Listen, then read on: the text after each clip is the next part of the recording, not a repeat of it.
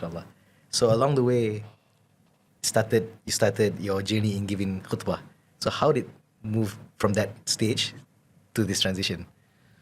Okay, khutbah started in 1988, Okay. almost, maybe 87. So this was around the time you just started the private sector job? No, Is it? no, way Oh no, that was before. way before. Okay. Yeah, so I was a still- teacher. Still a teacher. Okay. So the imam of the masjid I used to pray in simply moved to a bigger masjid. okay, he And just the- left. Yeah, and the masjid had no imam. So they looked around. Okay, we have a khutbah tomorrow for Jum'ah. Tomorrow, as in tomorrow. Tomorrow, Jum'ah.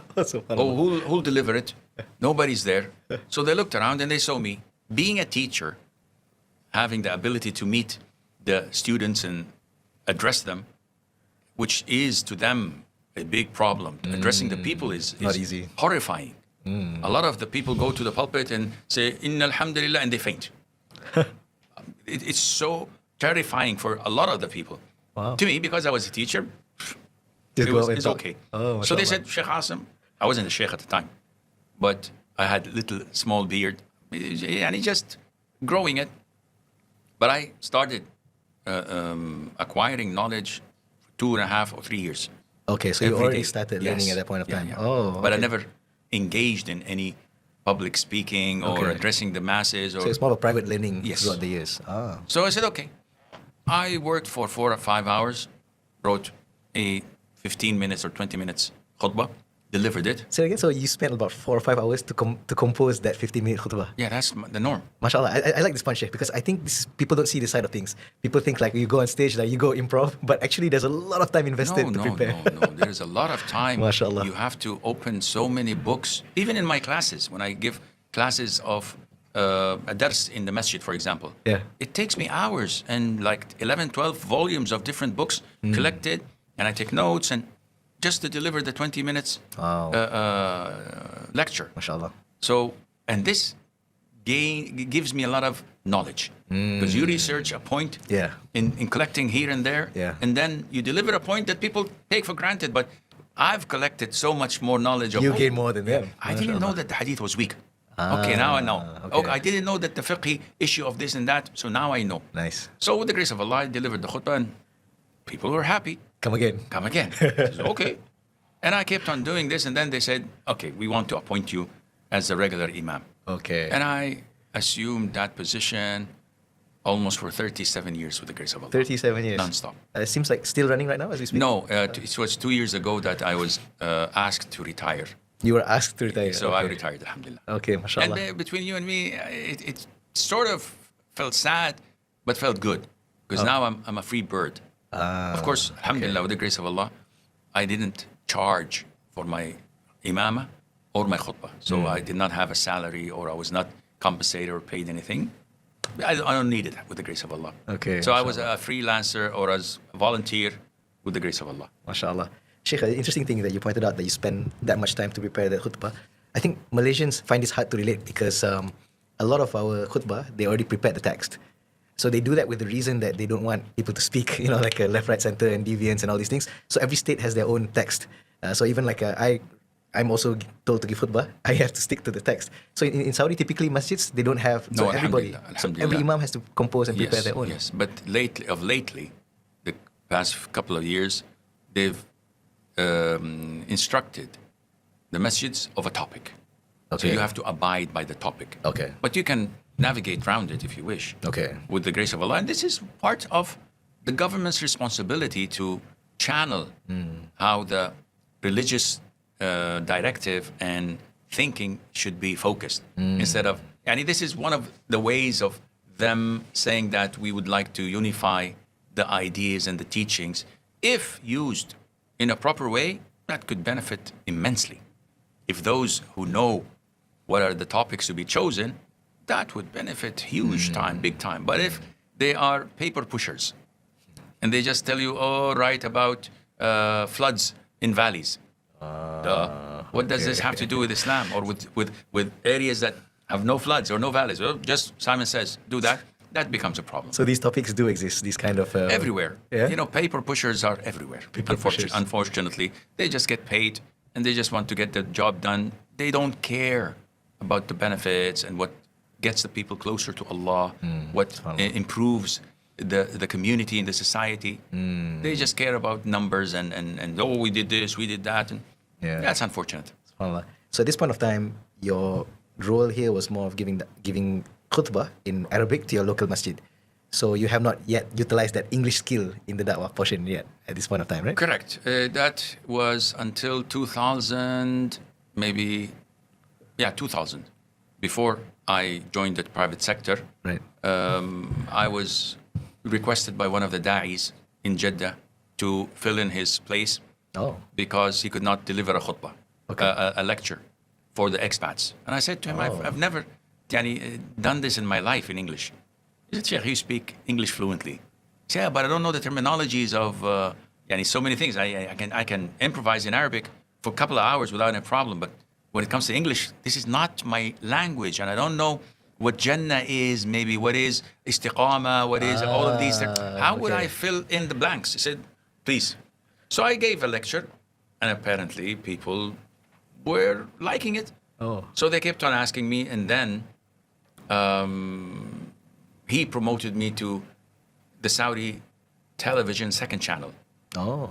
I see. So I prepared few topics from Al-Hakeem, from Bulugh al-Maram, on fiqh, on purity, on the description of salat. MashaAllah. And I had a weekly program on TV. So all this started from that lecture to the expats. Correct. Somehow somebody identified you. Yes. Brought you onto this. The same channel. person. He's the one who's promoted me to them. MashaAllah. And, at the time, things were easy going. So the TV just wanted to fill their airtime. Okay. Okay, this guy speaks English. His English is good. And he's teaching fiqh. He's wearing the mishlah, the black cloak, and he looks presentable. Okay. So what the heck? Okay. So for 3 years, almost, or was 5, and I'm too old to count, I was having my weekly TV program on the national Saudi channel, which went all over the Middle East to even Palestine. So I used to get calls from occupied Palestine I see. and from Pakistan, from worldwide. And people started interacting, asking questions. Oh, so the Q&A was already active at this point of time. So you do. It wasn't a lectures? Q&A, but I was doing it on my own time on my website. I didn't have a see. website. I see. I had an email that was written, MashaAllah. and they used to correspond to my email. Right. And the email was of my company that I worked in. Oh. And Okay. the company was headed by a CEO, an engineer, who was ahead of his time. And he was, mashallah, a businessman and an intellectual individual. And he was one of my in-laws from afar. I see. But he loved Islam, loved da'wah. Oh, and he mashallah. was just saying to me, Sheikh Asim, do whatever you want. Wow. As long as it's for da'wah. Mashallah. And as long as your 8 hours of dedicated work to the company is untouched. So if you're, and that was before the time of technology. And so if you're in Egypt shooting for Huda TV, but you're working from 9 to 5, according to our company's hours, and you're online, and your mobile phone is with you, and you're running the business as usual, You fulfill the requirements. you go ahead. So, mashallah. And may Allah Azza wa Jal give him the reward of all what I'm doing, because Ameen. he was someone who was dedicated. So with the grace of Allah Azza wa Jal, I started answering questions on my emails, and people in a way started to know me until it was 2006. Peace TV, was it? Yes. I heard that Okay. Dr. Zakir Naik is coming to Jeddah. So I called my friends and I said to them, I want to meet Dr. Zakir. So you already knew about Zakir Naik? Yeah, after yeah, the of course. Peace TV. Okay. Of course, because mashallah.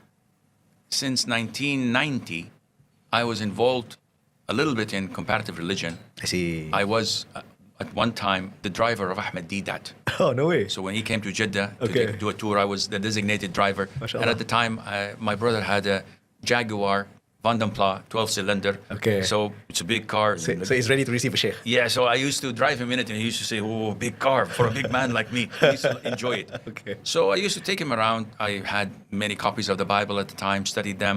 The Dawah version, the King James version, the Revised see. Standard version. I used to highlight things. I was into it. So I heard about his combat kit. Combat kit? Yeah, he had a course of 3 days where he teaches his own students how to answer the questions of missionaries, Okay. how to do this, how to do that. Okay. I was fascinated by the thought of it. Wow. So they arranged a meeting when he came to Jeddah. So I met him. Assalamu alaikum, wa alaikum salam. Dr. Zakir, my name is so-and-so. I know who we are. No way. Oh, okay. So I said to him, I want to attend your combat kit course in Mumbai. I'll pay for the expenses. I'll just fly and attend it. I said, no, it's not good for you, Sheikh Azam. Not good for you. Not good for you. Not good for you. I said, "Why? No, you don't need this. I want you to come in 2007 to Peace TV Peace Conference and deliver lectures. It's Sheikh, I don't think I'm qualified. No, I know you're qualified. I know you. I've been watching you. That's interesting. So I said, okay, what the heck? A new country. I'm getting paid for a ticket. So it's the first time ever in India. First time going to India. And at the time, the atmosphere was friendly in a sense. I see. So we could go and come. There was no hostility. Those things were kind of different back then. Yeah. It was way different. And it was an actual true democracy. I see. So I went. I met all the big G's, all the gangsters. Sheikh Hussein Yee. Yeah. He was in Tadatu at the time. Yeah. And then I met Abu Amin Ablal Phillips, Abdul Rahim Green. Yeah. And then you have Sheikh Ahmed Saifuddin, Dr. Professor Ahmed Saifuddin, Ja'far Idris, may Allah have mercy on his soul, our beloved Sheikh. And maybe I forgot a few names, age, But it was fantastic, fabulous. I spent like 3 weeks there. Oh, wow. And Dr. Zakir utilized us. So you had your lectures, 2 or 3 lectures in the conference. In the studio, isn't it? No, it was live. Oh, okay. So you had live and it was recorded. But in the meantime, you had to pick a subject where you taught something for TV series. Yeah, okay. I heard about this. So we started to do something about Sirah, something about the wives of the Prophet, something about this, something about that. You recall like multiple episodes in one shot, right? For everybody. Yeah, I And heard about this. to put it on Peace TV. Okay. And with the grace of Allah, that made people know me more. I see. And with the grace of Allah, I did Umdat Al-Hakeem, which was at the time a thing that was nobody was kind of used to. unknown to the English-speaking audience, I Umdat guess. Al-Hakeem was in fiqh. Yeah. And I was blessed by Allah to do the whole thing Oh, mashallah. on daily basis, like 7-8 hours a day Allahu Akbar. for 2 months. Wow. It was a Mashallah. workshop. And it was recorded on high definition at the time. Cameras that cost He was way ahead of his time, $1 I million think. or Yeah. something. And the setup of the studio, it was in Bollywood studios. So you really come out nice. of the studio and you see celebrities and say, okay. And I see. it was fun. It was fun. Mashallah.